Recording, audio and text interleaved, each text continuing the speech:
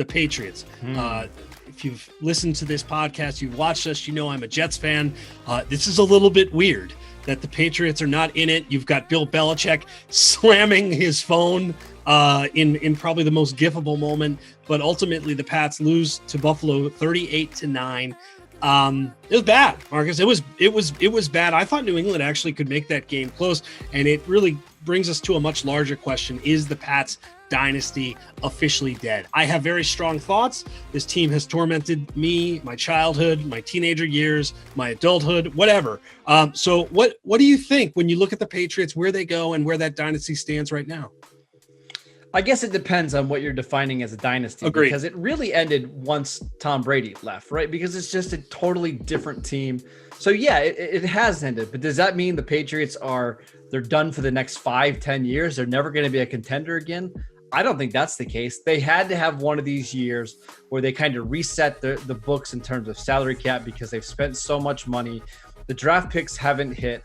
And now they'll go into the 2021 offseason with a bunch of cap space, a bunch of guys coming back from opt-outs from the COVID-19 list. Yes. They're going to have a top 20 draft pick. Maybe they'll go up and get their future quarterback. Obviously, they're in a rebuilding phase now, but I don't think it's time to just throw dirt on the grave of Bill Belichick and the Patriots. They're going to find a way to be competitive sooner rather than later. Let's throw dirt on it. In fact, give me a tractor that I could bring in dirt and pour it on it. No, like this is a cocky Jets fan right now for 2 back-to-back wins. It's so sad. My 2020 as a football fan is pathetic, and this remains pathetic. No, I think you're right. You lose Brady, and like symbolically, that's the end. Like I think symbolically that was it. And the opt-outs you mentioned were a really big deal.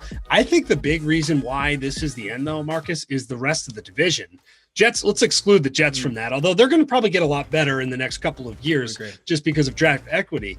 Miami is going to be pretty good. We'll see what Tua ultimately blossoms into, but probably going to have maybe a top 3 pick coming up. Pretty unbelievable to at least get him some weapons. Buffalo looks really good. I mean, Josh Allen's going to be a problem for a long time. That's a young team. It's well coached. It's well run. I think the Jets will get better. Part of the problem, I guess part of the Patriots' reason that they thrived is because that division has been a dumpster fire year after year. Historically bad competition. At least right now, that can change.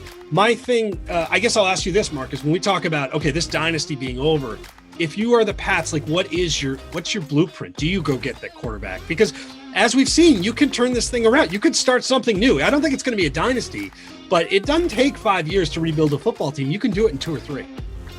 Yeah, and it's all about getting that quarterback situation right. And look at Buffalo. They are the perfect example. They had a really strong defense for the last 3 or 4 years, but the quarterback situation was always up in the air. And they've tried guys like Tyrod Taylor, and they've had some moderate success. But once they got an elite quarterback, and yes, I'm calling Josh Allen an elite quarterback, the ceiling of this team completely changed. We know that the Patriots defense is pretty good when they're healthy. They don't have Stephon Gilmore, and that's partly the reason why they gave up so many points to Buffalo. But you would expect that defense is going to be back to a top 10 level next year. If the Patriots can find that quarterback, whether it's in the draft, whether it's in free agency or via trade, they're going to be right back into this thing. And knowing Belichick and knowing how good he is at scouting and finding and developing players, I'm betting on them finding that franchise quarterback, maybe not this year, but over the next couple of years. It's actually amazing when you think about some of the big draft misses that they've had, looking at wide receivers specifically. It's kind of sad. I don't think N'Keal Harry is that guy. I thought he could have been that guy. I really liked him in college. Does not look like that dude. They've had some big misses, and they were able to thrive even in spite of that, which is massive. They've bought low and had some big, diamonds in the rough kind of a situation that I thought they've developed there. They've picked up guys that maybe were cast-offs at other teams. But I just think it's going to be a lot harder now. And if we're talking, I want to go back to kind of your original thought, the word dynasty, right? Is this a team that's going to upend the Chiefs here in the near term or the long term? And the answer is no. Like when you're talking dynasty now, and I'm not even saying the Chiefs are a dynasty yet. I think this is a year where we're going to figure a lot of that out. I think there's more parity. I think you've got more great young quarterbacks. I think being successful year over year, like we saw the Patriots did, which frankly was incredible. I mean, it is, even as a Jets fan, I can admit this was an unbelievable run. I think it's going to be really hard to do. So I think that word, we got to tuck it away. If the Chiefs win this year, and they certainly have a great chance to do that, despite all the weirdness we think could happen, then we start to talk about it. But for the Pats, I'm more curious what Belichick does. That's a man that looks miserable as he's slumped over in his post game. He's almost falling out of the video screen. He looks like he's a man just melting on the table. He's always been crusty. He looks completely disinterested, unhappy. Do you think there's a chance that he hangs it up after this year? No, because I still think he has a lot to prove. I think he wants to show the NFL that he's not just a product of Tom Brady. So I do think he's going to stick around for the rebuild. And again, I don't think it's going to be very long. But I do want to quickly go back to a point that you made about Belichick and the Patriots' success in the division over the last 20 years. It's really the reason why they've been able to have so many first round buys, is because they just dominated that division. And as I'm kind of sitting here thinking about it, who was the best quarterback that was in their division over the last 20 years? Was it Ryan Fitzpatrick when he was with the Bills? I mean, was it Ryan or the Jets for those, or the Jets? Was it Ryan Tannehill those couple of years at Miami? I mean, the lack of quarterback success outside of New England has been so bad that it's allowed New England to have some pretty good teams, maybe elevated to 13-3, 14-2. And then once you get into the playoffs, you have a first round bye, you have games at home. And, they're 50-50 in a lot of these games, and it takes a lot of luck to win a Super Bowl. And we've seen them have a lot of luck. So you do wonder how much of their success over the last 15, 20 years was due to just incompetency in the division. It sets you up. Now I'm thinking about quarterbacks.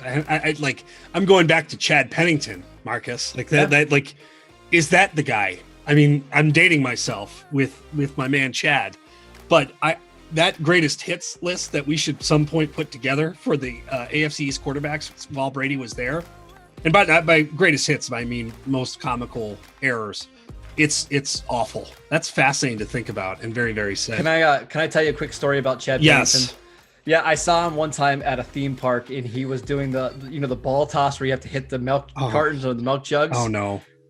Yeah, it went just about as you thought for Chad Pennington. The arm was never very good, and at that point in his career, couldn't get him to knock. He could float that thing in there, though, man. I mean, that's the best I've had. As it had a nice little loop on it, that's for sure. Well, it'll be interesting, and yeah, regardless, I am curious to see what the approach is moving forward, because I do think getting the opt-outs back, the guys that did opt out, will help.